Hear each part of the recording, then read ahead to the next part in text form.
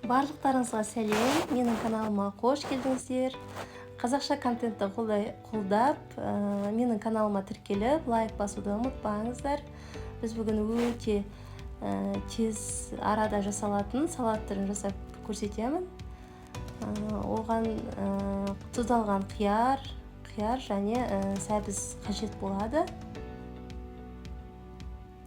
Ең алдымен сәбізімізді осылай үпкіштен өткізіп аламыз.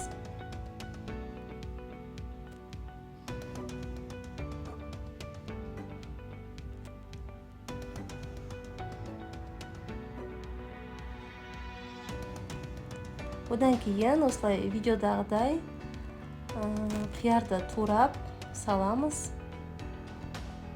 Чесногымызды майдалап турап саламыз. Одан кейін тұздалған қиярымызды салып,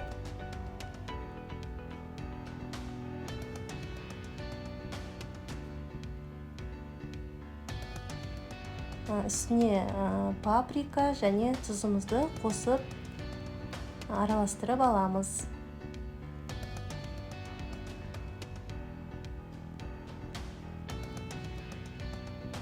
Сіздер бұның құрамын көбейтіп жасасаңыздар болады.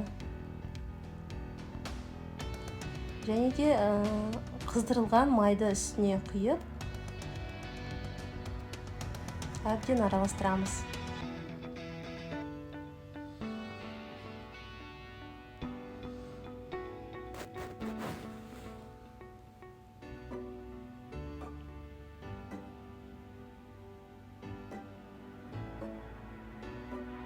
Міне біздің салатымыз дайын болды. Видеоны соңына дейін көргендеріңіз үшін рахмет. Ас болсын.